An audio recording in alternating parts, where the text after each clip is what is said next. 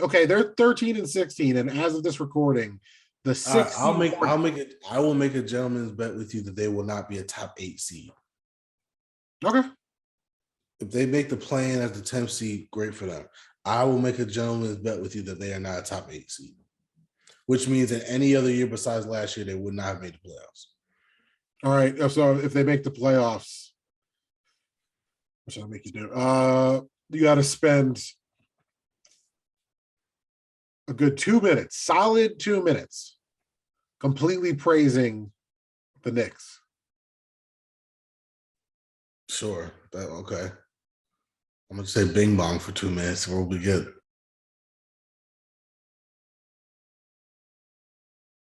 Welcome back, ladies and gentlemen. It's another great day to discuss other people's excellence. I am the unforgettable one himself, Mr. Brett Carroll. Charles is always daydreaming, and we're two guys that get paid by Prokhorov to give you Nets propaganda. This is an interesting pod because there's a lot of net stuff we need to talk about, but I feel like we should start talking with somebody who's not a member of the Brooklyn Nets, former teammate of Brooklyn Nets, Kevin Durant, one Steph Curry. We want to...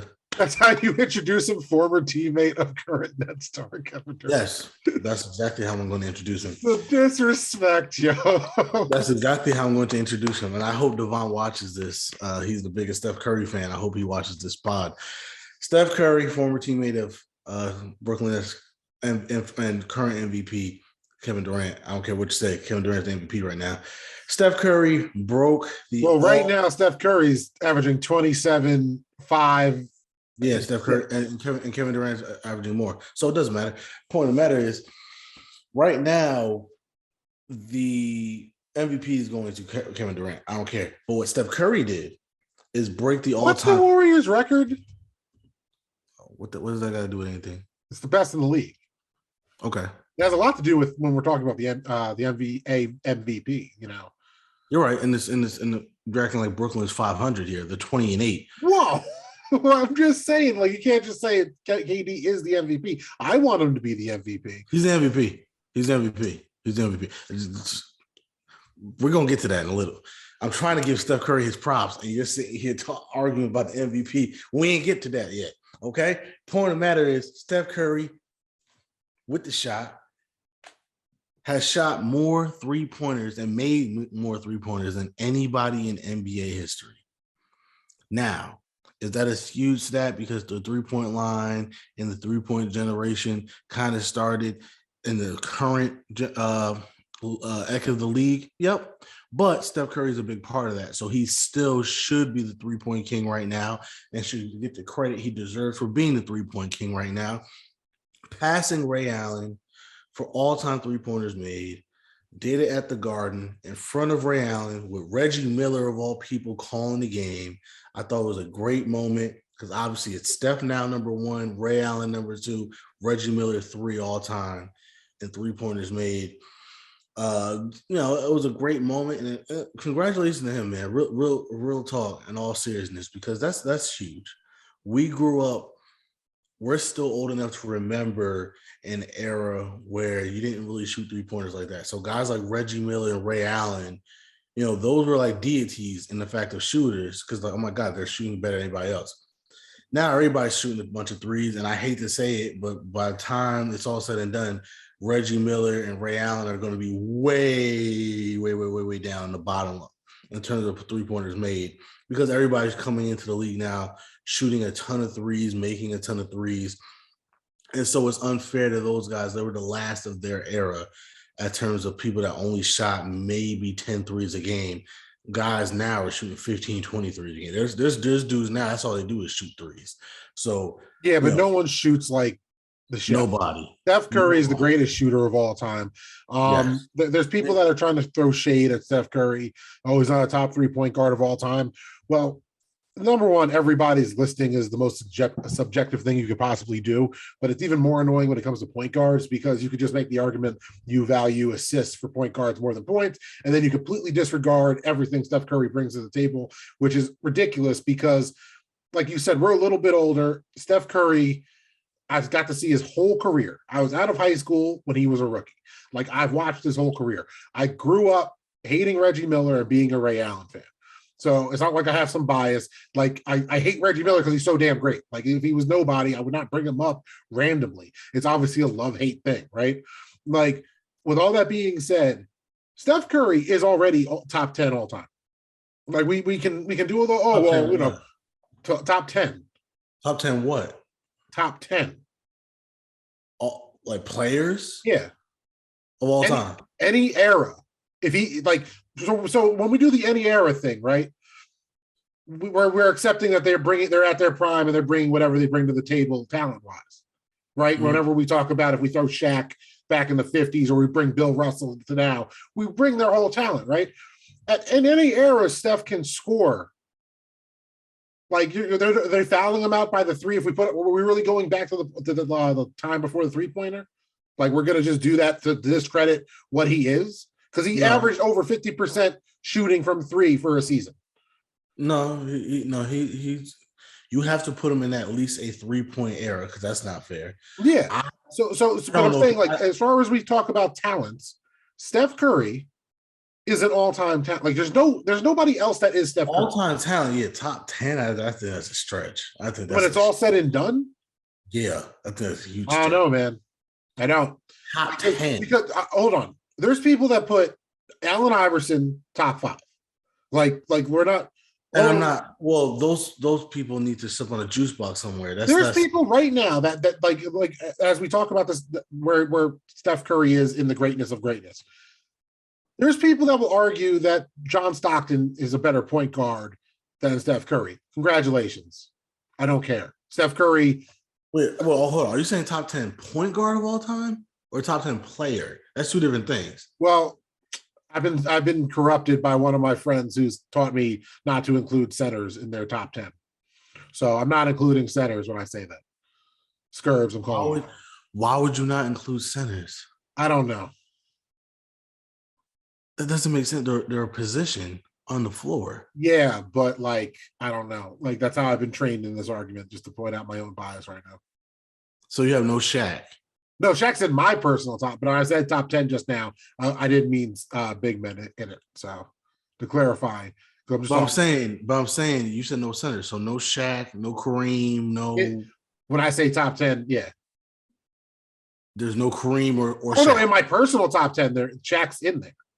Shaq is in the top 10 all time. You really just want me to name my top 10? Is that what you want to do? No, you just said there's no centers. I'm like, how could you? No, because I'm sorry to go off on a little bit of a tangent. Just so many basketball conversations I've had with so many different people. When we do the top 5 stuff, centers are in their own bracket, and then it's everybody else. Because like Bill Russell, Wilt Chamberlain, Kareem, and Shaq could be somebody's top 4. Yeah, and Bill Russell, obviously. Yeah. So I've been taught to leave them out because they could be their own top 5. Okay, I get what you're saying. It's kind of like heads and my friends. I'm just calling. Okay, so it's kind of like quarterbacks. It's like you can have a. Okay, all right. I was confused. I was confused. No, I'm glad you cleared it up because I'm sitting here talking to you about with basketball. I will space out and just make assumptions in the conversation. So I'm glad. Okay, no, I was a little confused. Okay, but even if you took out centers, would I put Steph Curry top 10 all time? I don't know. It's an argument, ain't it? But no, not really, because I still think hey, this is what we're here for, right? I still think that's silly to take centers out. But okay. No, I agree. I think it's. I'm with you. I blame my cousin Eddie. Blame my boy Skirt. Whatever you're I'll name drop them right now. Blame them for corrupting how I list off greatness when it comes to especially guards. Because especially during the last decade or so, I'll go off on the tangent fully. So in the last decade or so, whenever somebody was like the GOAT's Jordan, Jordan or LeBron, that weak, tired ass argument, right? And there's like Jordan's the GOAT because he has 6. I'm like, how come Bill Russell's not the GOAT because he has 10? Well, that's different. It's a different era. Michael Jordan didn't play in a different era. Well, it's just when you say centers, do you mean centers and power forwards or just centers? Yeah, big men. If you're both, you're both. You know. I think Shaq, if we're going off on this greatness tangent, just for the clarity of people listening to my voice, I think Shaq is the GOAT center, and Shaq's definitely in my top 5. So all right. Well, if you're taking away centers and power forwards, then damn, then you just because it see, this is why I don't like it though. But you've never heard this, so I think that's no. I've never heard of that before. Good. I've never heard of that. Good. And anybody that has ever told me that, I would have told them like, "What are you smoking? I don't want it because that's not good. That's not good stuff that you're smoking right now." Like that. It's called the strain's called small ball, bro. No, but the thing is, there's only 5 positions on the court, and you literally just said, "I would take 2 of them away." And okay, so real quick, Jordan. Overall, we're just gonna speed through a top 10. No. All right. Well, even all right. Jordan. Let's get it out the way. Jordan. Jordan, Shaq, Kareem, LeBron, Magic, Bird. You can say somebody. I'm waiting for you to join the conversation. No. I want to hear. You're the one that said top 10. I want to hear this. I want to hear your 10 that you're putting Curry in. That's what I want to hear. That's what I want to hear. Because honestly, even if you took out centers and power forwards, I still think that might be. So right here is where I would go Kobe, Tim Duncan. And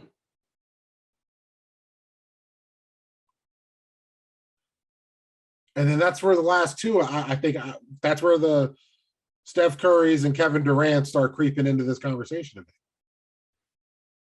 You're on 9, by the way. I know. That's why I said the last 2 spots. That's where this is up for debate. That's Steph Curry. That's okay. Not even 5.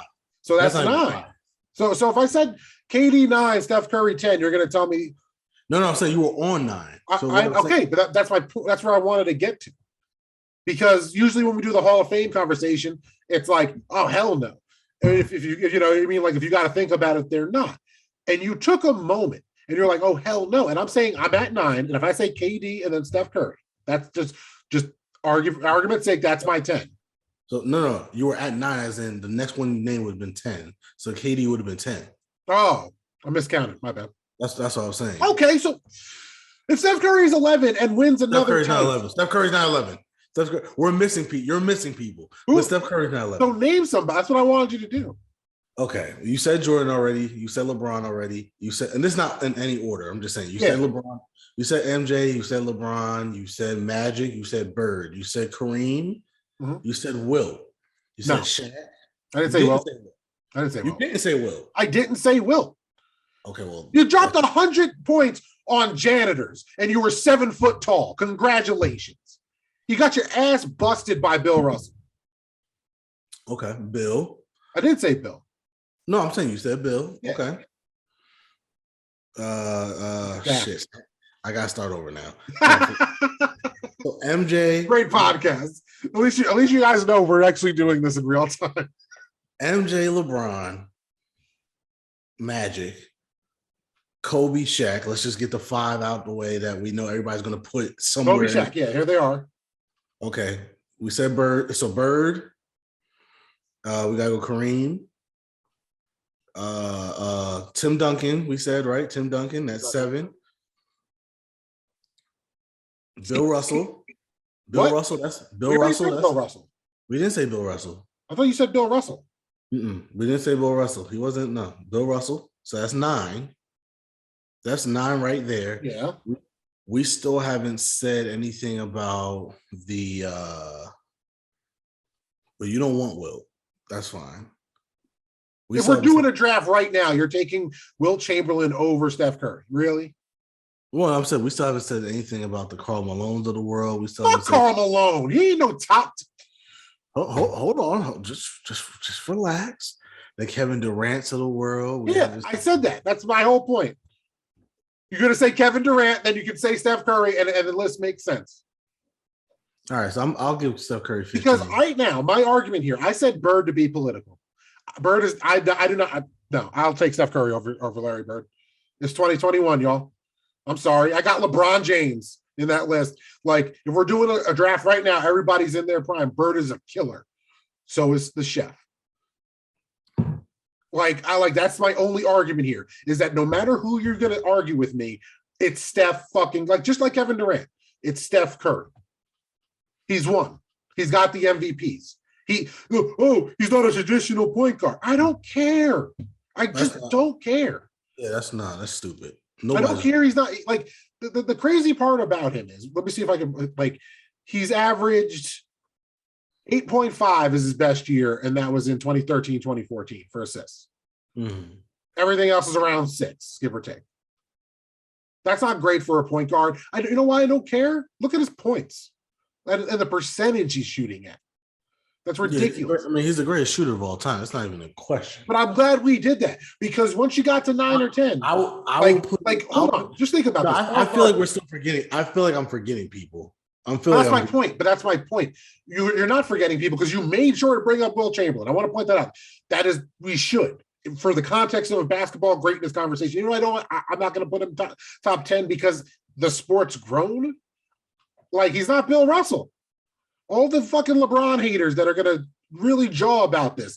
And he's not the GOAT because he's not Jordan. Will Chamberlain ain't Bill Russell. Bill Russell could be. We didn't say Hakeem. We didn't say Oscar. We haven't said. I know I didn't say Oscar. No disrespect. I know I didn't say the Big O. All due respect, Russell Westbrook is a better version of Oscar Robertson. And is he top 10? All right, yeah. Based on the list I'm looking at right now, Steph Curry is easily top 15, without a doubt. Top 10, yeah. No, not top 10. Okay. Because you take Hakeem over Steph Curry? I'm taking Kevin Durant over Steph Curry. That's cool. That's literally one of the greatest teams of all time. The only person that's popped into my head more than once just now, besides the big men we said. No, he's Steph Curry is easily top 15 and probably top 12. You're right. You're absolutely right about that. And if he wins this year and wins another MVP, he's top 10. Maybe. Just dead ass. The comparison to Kevin Durant isn't a slight to either. That's just proving how great they are, because it's weird that we're in this era now that we're all kind of know LeBron's prime is over. Even that motherfucker's averaging 30 right now too. It's Steph. That's the storyline. And shout out to my boy Scurbs because he actually used that verbiage this week. He said if the finals this year comes down to the Nets and the Warriors, that is NBA history writing itself. Mm-hmm. Because no matter what actually is the truth, it is the post-LeBron era defining itself immediately. Because you had Greek Freak, who had to go through KD, with a really depleted Warriors dynasty. And now this year, there's no COVID, like a type of season where you're just playing with the players and there's no fans. Fans are back. And for all intents and purposes, a lot of teams that were good last year aren't that good right now. So the fans are making a difference, whether it's in the depth perception or the audible difference on the court, different strokes for different folks, different factors affect different players. So, who's not been affected? Steph Curry and Kevin Durant. They're thriving. And it's amazing. I'm glad you took I'm happy you said Kevin Durant and we didn't even talk about it, because that's exactly where I was going to go. And I didn't want to be on an island with you. I didn't think I would be, but I didn't want to be on an island arguing both of them are top 10. You know what I mean? Because some people are Kevin Durant's not top 10. He went to Golden State. And that Golden State team would run anybody off the court. Yeah, Kevin Durant.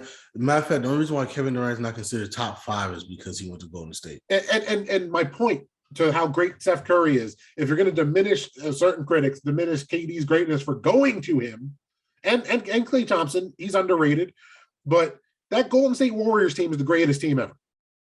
If your soul for eternity is on the line and you had that Warriors team, you'll be all right, I feel good. How many games we got? 7? Oh, okay. All right. Oh, wait, is health a factor? No, injuries are off? All right, who's the coach? Just kidding. Don't care. That's exactly how you would do to God himself. You'd be like, so injuries don't, you're playing the Bulls. I don't care. Yo, just whisper to the big 5 that somebody said something about somebody's mama, because you already know Jordan's a sociopath and he's already mad about something that doesn't exist. But like, are you that worried? Like, I'm not. That team is great, and then part of it is because of the chef. The other part is because of KD, and we're in an era where we get to watch LeBron in his twilight. We're all kind of just assuming he's waiting to play with his son on the Lakers, which in itself, okay, cool. That's like that's just something nice to me. Like, rest in peace, Kobe. Right? That's like Kobe just got like. There's a Disney movie in there somewhere with the ghost of Kobe, like, and we got the Greek Freak emerged as a superstar in his own right. You're old enough to remember when there was critics of the NBA talking shit about there's no superstars after Jordan, and like 20 years later, look at what all we got. The people that only compare everything to Jordan don't know what the fuck they're talking about. They're not actual NBA fans. They've been out of date for damn near 20 years. Like the last decade has passed them by, because Steph Curry is not a new guy. Like, this revolution been happened. Trae Young is a superstar. Like, he shoots like Steph Curry, but he's dangerous in his own right. Like, we're past this. So like, I'm overstating like what you did with Mahomes a couple of years ago. You called your shot. You're like, yo, this dude is going to be great. I don't care if I call him top 5 already or top 10 already, right? Steph Curry got to, like, if he ended today, this is a debate, period. Like, and it's not ending, Lord willing, it's not ending anytime soon, because his best talent is the one you age gracefully into. So guess what? If he's Tom Brady, we're still fucked for the foreseeable future. That's how good he is. And he's a good dude. By all, like, you would know better than me. Is what he is. Like, he's a nice guy. He's Christian, got his family, sticks to himself, and he's just a good dude. Only reason why I don't think he's top 10, he's easily top 15. I think he's one of the greatest regular season players ever. I think his game, and this isn't even his fault. For people like, oh, he's not clutching, I don't even think it's that. I literally just think because he's so slight, and that's why I don't believe he can play in any era. Mm-hmm. I think because he's so slight, and because the rules are different in the playoffs, he wears down easily in the playoffs. And the stuff that he does in the regular season, you can do in the regular season because it's the regular season. You can't do those things in the playoffs consistently. And we see that. And because they go far into the playoffs, it's not at all, a coincidence that his numbers seem to get worse the farther they go into the playoffs. Again, I don't even think that's not him not being clutch. I think because when you can put a body on him more, and when you can get away with, wearing his legs out. I used to say it all the time. The season when he had his unanimous MVP season, when he was shooting it from half court in the fourth quarter every game, I'm like, there's no way he would be able to do that in the playoffs, because you should not have the legs to do that. And sure enough, he didn't play that well in the playoffs that year. So what I'm saying is that's the only reason why I don't have him top 10. He's easily top 15. He's probably the greatest regular season player ever. His postseason numbers, 26.5 points per game, 6.3 assists, 5.4 rebounds, 40.1% from three-pointer, 45% from the field. Yeah. And by the way, and Chris Broussard said this a long time ago, when you're somebody like that, you struggling in the playoffs means you're still a superstar. You're just not. You're just not unstoppable. I just want to say the numbers, because when you, once again, like I did with the top 10 thing, right? You're assuming everybody knows how good the numbers are when you say struggling. Like, I remember what you're talking about in certain series when he's struggling, and it's like he only has 20 points, and it's like. Right. Like, can you believe it? He's only 8 for 15 right now, and it's like, right, which is why it's not like he's not clutch, because it's not like he just disappears and only scores like 8 points. No, I think he goes from God tier to superstar, immortal. Yeah, he looks immortal in some instances, but that's the weird part, right? I think so many people have the mixture of the Cavs loss on him and the Raptors win, right? Like, they conflate that and put both of that on him. And sometimes it's just unfair. Like the laziness that the generation had after LeBron and the decision and the Mavs loss, we don't really ever give credit to the team that beats the dynasty. It's always on the superstar. They lost that series against that team, even though me and you can look back and go, that Raptors squad was not like a pushover squad, right? Yeah, but that's because it's basketball and it's not football, right? Like so, you know your Giants beating the Patriots. They had a better day. They had their number. They were good matchup, stuff like that. And then when you play one game, shit happens. In basketball, the better team usually wins 9 out of 10 times because in order to beat somebody 4 times, you got to find a way to beat them 4 times. Like that's hard to do. So a lot of times when the dynasty does lose, it is more on the guy that should have gotten it done because they should have gotten it done. And for me, that Cavs loss isn't as big a deal as he didn't play well against the Thunder. We forget about that. Game 6 Clay saved that team, or else the greatest team of all time, 73-9, wouldn't have even made it to the finals. So for me, that's when I look at Steph Curry. It's not just the finals stuff. It's like I said, when they get further and further into the playoffs, usually around the conference finals, you start to see that slippage. And for me, if you're going to be a GOAT, that's when your play should be upticking, not downticking. And unfortunately, that has not been the case with him. We'll see. His career is not over. Like you said, he could be the Tom Brady. He's 33. He's 33, which is nothing. Well, how old was Ray Allen when he made that shot for the Heat? I have no idea. He was older, though. Older than 33. Yeah. And at the end of the day, like Steph Curry could easily play another 7 years. Like the way he might not be what he is now in 7 years, but he'll still be a really good player who can hit the three. But the point of the matter is, you know, his story is not done writing. But like I said, the more I think about it, he's easily top 15, so I'll give him that. For me to put him in the top 10, he's gonna have to show me what he can do as the number one guy. Because I said this too, everybody kills Kevin Durant for going to that team, and I've killed him for that too. But I've also said, let's not leave Golden State off the hook either. Let's not do that. Let's not get them off the hook either, because they were the team that shimmied and was dancing and beat their chest every time they beat somebody. But every time they lost, it was excuses. It was, oh, that's not fair. This happened. Oh, that's not fair. That happened. And my thing was, then run it back, pussies. Because that's what I was saying at the park. Right? If we're playing at the park or at the YMCA and somebody loses and they're making all these excuses, like, all right, run it back. And they didn't run it back. They went and got KD and then said, let's go run it back. To me, they lost a lot of credibility in my eyes just for that. And people hate KD for going to them. And I'm sitting there saying, well, why aren't any of us yelling at the Warriors for saying, why didn't y'all just run it back? Y'all got rid of your worst player and replaced him with the best player on the planet. Hey, that's what we all want to do. Like, but then you want your credit for being one of the best teams ever. I'm like, I don't, like, come on. That's why to me, I can't just like, you know, everybody's saying, well, KD needs this ring. To me, Steph needs this ring just as much. That's why I want a Nets Steph needs this ring just as much, if not more, than Kevin Durant. And that's why I want a Nets Warriors final, man, because that's NBA history writing itself. Yeah. Because as the undisputed leader of the team, the one ring you won, we all know the injuries help you win. And guess what? That's, you know, nobody's telling you to return the ring. No, that's your ring. But we haven't seen you guys really prove that y'all that team. And even now, I'm not sweating it because I've seen this before. Like, hey, he's killing it. They're killing it. We'll see what happens in the playoffs. We'll see. KD has 2. KD has 2. Yeah. Okay.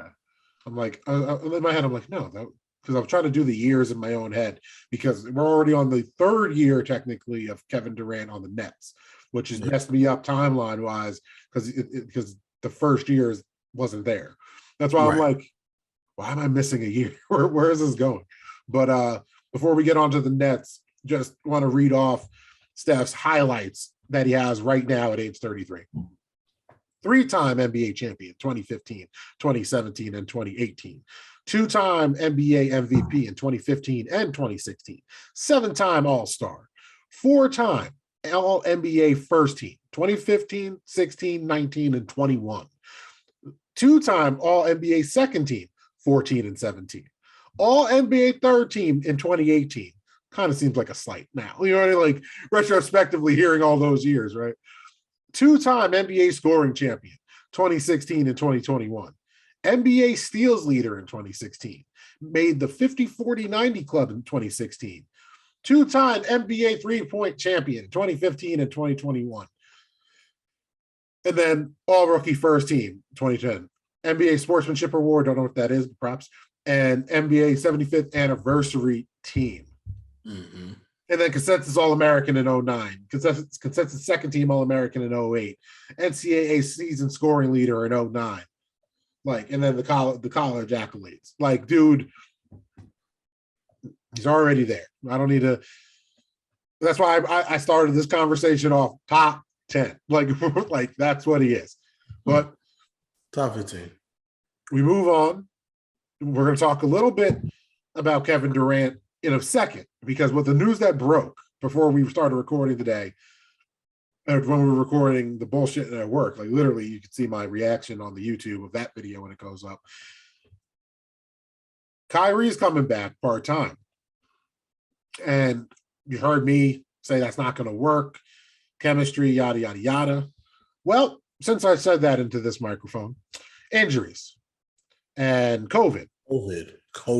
That's really what this is about, COVID. Yep. And now this video is probably flagged. You're probably seeing some bullshit pop up about, we said COVID, so here's more information type of thing. I don't have much to say about it because it hasn't happened yet. The news literally just broke. Would be lying if I'm, part of me is not just like, hell yeah, finally he's going to start playing. But it's so, who fucking knows right now because of COVID. I hope a whole quarantine situation doesn't happen again. I like having fans in the stadium for all the sports I like, all selfish reasons. And also 2 years, we all need to figure out how to live with this and keep society going. So it's one of these pods where we don't have anything to really talk about because it might not matter in 15 minutes. Well, I'd have something to say. I'm glad he's playing. Oh, yeah. We missed him. I truly believe that this will be on the path for him coming back full time, because one, I think they'll see how hard this shit is to play with him part time. They're only doing it because they're so bad down on the roster right now, and they're competing for a championship. And Kevin Durant is balling right now. He's having and literally, that's no disrespect to Steph. If KD wasn't doing what he was doing, I think Steph Curry would be having a unanimous MVP season.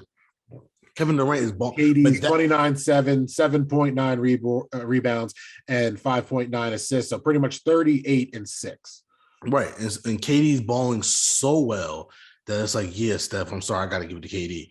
But the point of the matter is they can't waste what he's doing right now. You know what I mean? Like, this is a team that is right now number one in the East, having their best start of a season, period. They have as of this recording, they are 21-8, right? This is the best start of a 29-game start ever in Nets history. I was gonna say for the Nets, not Brooklyn, the Nets. Yeah, for the Nets, period. You can't waste this, especially when you have a talent like Kyrie Irving just sitting on the sidelines, right? So even if it is only on the road, that's still a lot of games that he can help you win, right? So that's one thing.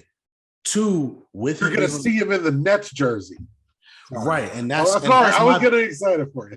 And that's my biggest thing. Like, now that he's back, even part time, I feel like you might have a better chance of convincing him to come back full time. If you're with the team again and you're having those bonding moments and you're doing all this stuff, because again, even as Kyle, like, how are you going to get in the rhythm? You know what I mean? Like, because it's different. It's like you might have like a 2-week road trip one time, and that's great. Which, by the way, I believe the Nets have already had their longest road trip of the season. I think that happened like a few weeks into the season. They have They had a 6 or 7 game road trip. But the circus road trip is always longer than that. I don't know if they're having that this year with COVID and everything. I don't know if that's a thing. That's great. I think oh my God, I didn't even think about it like that because I'm so used to it just being a thing like later in the season. Like we Right. go on So like an 11-game road trip. It feels like they usually right. They work in a Knicks game and a Philly game just so it's like relatively close to home. Yeah, they I believe their first ever real road trip. I think they said that's the longest one they're gonna have the season, which is only 6 games. So you're not even going to have these big long road trips to kind of get a rhythm going. So you're going on the road doing your thing, then they're home for a couple games, and then you're gone, and then they're on the road and or back and forth, back and forth, back and forth, and it's like, how do you get in a rhythm as a player like that? So I do think now that he's going to play part time, we don't know when this is going to start. I do think you have a better chance of convincing him, like, hey man, like you should probably just get the vaccine so so you can just keep playing.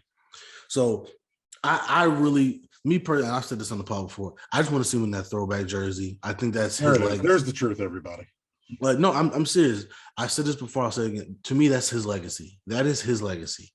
Whatever you can say whatever you want about Kyrie. Those jerseys are his legacy because him coming back and bringing Kevin Durant with him and him proclaiming his love for the Nets and him being a fan made that organization realize we cannot keep ignoring 35 years of history. We need to celebrate that. We need to embrace that. That is Kyrie Irving's legacy. And that was the biggest thing that was breaking my heart is like, damn, you're sitting out this season that they're finally full. And it's not just, and by the way, give props to the Nets. This isn't just a jersey thing. They're not just doing this for show. Devin Harris has been on post game on Yes. Kerry Kittles was on post game at Yes. They are bringing back New Jersey Nets players to be a part of this thing. They want to make sure this, like, no, this isn't a Brooklyn thing anymore. This is a Nets thing. And that is Kyrie Irving's legacy. It started with Richard Jefferson, and Richard Jefferson is amazing, but they have ingratiated themselves with Nets players, both past and present, to make this thing a culture, to make this thing a family, which I think, again, you see the Steelers Cup. You hear that all the time with the Steelers. It is a family. It's like a college. Those guys come back all the time and teach the young guys. Our linebacker blitz is the same call that it has always been. So the linebackers always have something that they could have in common. When I forgot what the call is. When they say the call, you know what that is. So whether it's TJ Watt or whether it's freaking Jack Ham, they know what that is. You know what I mean? Like that's how you build a culture. When you invite your history back, when you can share those experiences, when you know where you come from, and then you can build a foundation for the future. And that's what they're building. And that's Kyrie's legacy. So for me, I really want to see him come back full time because he needs to play on those home jerseys. He does on that floor with those jerseys. He needs to hit a game winner with that fucking jersey on one time for the one time because that's to me that's what needs to happen. I agree with you wholeheartedly. But I have to bring it up because you're saying that's his legacy, and we're talking about him coming back. The other rumors that were right early this week before this broke today. What a hell of a week, right? There was the first rumbles really of the Nets trading Kyrie for Damian Lillard. I know we're the Brooklyn Nets. We're first in the East, the New York market, so it's gonna happen no matter what. But I just feel like the last 7 days was the first time I was seeing it a lot more. Really, I've never heard that. Well, I heard this whole week to me has been positive. It was. no, I'm not saying it's negative. I didn't say that. But as the Joe Harris leaks came out saying that the Nets were more open to moving Joe Harris, the symbiosis of the fans and the media, the trades quickly turned into Kyrie and Joe Harris and something for Damian Lillard. Okay. I mean, I heard last week it was, once again, everybody keeps bringing up Kyrie for Ben Simmons. I'm like, bro, like, why? You will get blocked if you could send me that shit. That shit is the most. Like they even said that on freaking ESPN. Like Greeny and Jalen Rose brought that up. I'm like, bro, guys, no. Why? Like, fucking no. Why? Like, no. We have James Harden, and if y'all didn't watch last year, Kyrie playing off the ball with all you haters said couldn't happen worked perfectly. Like the Brooklyn backcourt was the show last year. I don't know what the hell like you think replacing the two guard, which is essentially Kyrie, with Ben fucking Simmons is going to help the Brooklyn. I almost said New Jersey Nets is going to help the Brooklyn Nets. That was the first time in years I almost said New Jersey Nets talking about the We team. would have been back to the New Jersey Nets had they did that trade. No, I really almost said help the fucking New Jersey Nets. That trade would have made no sense. But it's again, like to me, it just doesn't. Yeah, I've heard those rumors. Yeah, I think I've heard. We just appreciate on our pod, right? Went from talking about a lot of G League shit over the last couple of years. That me and you really just came on the last episode, this episode, right? Like, yeah, we number one. What you want to talk about? like, I really like Kevin Durant. Yeah, that's really cool. Like, the difference in how we approach our team since Kyrie has signed is his legacy, and I agree with you 100%. It's just funny, the people that want to ship him out and say the team doesn't like him. And it's like, for all the shit we gave Darren Williams for building a toxic locker room environment because he was the assistant GM, the Nets have been good. Like, the least amount of drama in our lifetimes when it actually comes to the locker room. Yeah, and honestly, I don't think those rumors to me were stupid. I don't think the locker room ever. They all understand. Like, look, he doesn't feel comfortable taking the vaccine. There's a lot of us that don't feel comfortable taking the vaccine. It's his choice. Mm-hmm. Now, we all agree that, bruh, it is kind of a bad look that you're the one that brought them here and you're not willing to make that sacrifice like them. But again, I think most people that have a heart would understand. Like, look, it's his choice. And like I said, I just want him to be out there because I think he needs to be out there. But the point of the matter is, I don't think it ever. Maybe to a point, maybe at first, because people have egos and feelings and stuff like that. But I don't think it ever got to a point where it fractured the locker room per se. No, I always thought bringing him back part time would hurt, and which is why I agree with the fact that they're like, yeah, let's not do that. You know what I mean? Like, that doesn't make sense. And then fucking COVID. Yeah, and then even now, I don't think they would have done it, but I think the team realized, bro, we need bodies. And we have a body, even if he's part-time, we have a body. And so I think that might help because it's like, hey, like, we need you, you need us, like, let's make it work. So, it is what it is. I think the Nets are going to be fine.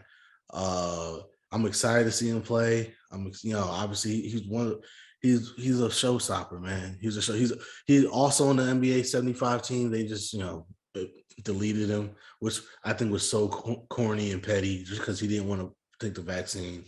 But I don't want to get political on this pod. Just know that that's whack if you're the NBA. But this is going to be fun. I hope James Harden can come off of COVID protocol soon so we can see the big three, even if it's on the road. Like, this is going to be fun. This is going to be fun. Like I said, I'm hoping in all this, it's, hey, hopefully this convinces Kai, like, take the vaccine and play full time so we can see the Nets the way we deserve to see the Nets. Because, like I said, this is a bittersweet year for a lot of Nets fans. It really is. So, oh, dude, the my most annoying part of it is I haven't got to watch every single game because the whole Yes Network, I have to do it through a phone app because it's not on Hulu Live, yada yada yada type of deal. And sometimes I'm just like, I don't feel like hooking up everything because I'm working in the setup wouldn't work the right way. So that's the worst part of the Nets season now for me, is that I'm not watching every game. Because Kevin Durant's been amazing. Bad James Harden would have been a dream player just 3 years ago. And so, like, just context, because the fans that are saying trade Kyrie for Ben Simmons or trade James Harden for something are idiots. And they're not real Nets fans. You guys are bandwagon fans, and you'll be gone. And realistically, to me, I feel like the only trade that would have made sense is a 3-team trade between those 3 players. Like, right, you're not going to trade Kyrie for Ben Simmons, and there's no way Portland would want to give up Damian Lillard for Ben Simmons.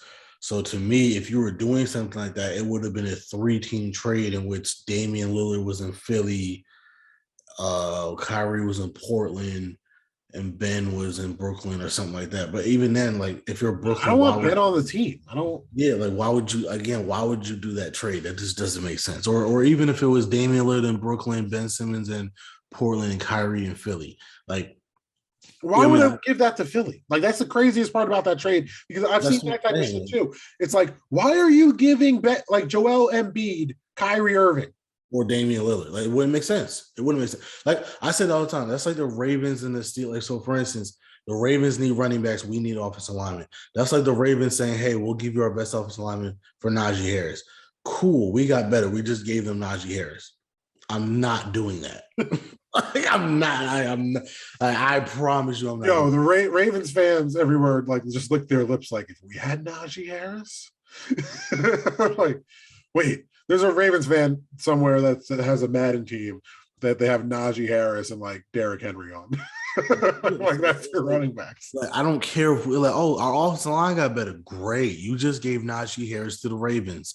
No, like, we're not doing that. Like, that just doesn't make sense. There's a lot of dumb fucking basketball fans. Or Like, or even a couple of years ago when Antonio Brown, well, the Ravens need a receiver, so and Antonio Brown's a headache, so just trade him to the Ravens for whoever. Right, because I'm going to give the Ravens Antonio Brown. Yes. Yes, because watch when he gets to Baltimore, he doesn't act like a fuck up and doesn't ruin them, and he's just winning Super Bowls with them. you see, Like, the funniest part about this season, right? Hold on, let me pull up the standings so I can just see it plainly. But at the beginning of the season, Nets fans' hairs were on fire because we lost that first game to the Bucks. Oh my God, yada yada yada. They're getting better. We're not. Every other fucking, trade everybody. It's over. All this bullshit, right? A couple of years ago, the same fucking people were saying the Celtics were better off without Kyrie. The Celtics aren't treading water at 14-14 right now. The 76ers 15-15 right now. And here we are, 21-8, best start ever, with the champions behind us at 19-11.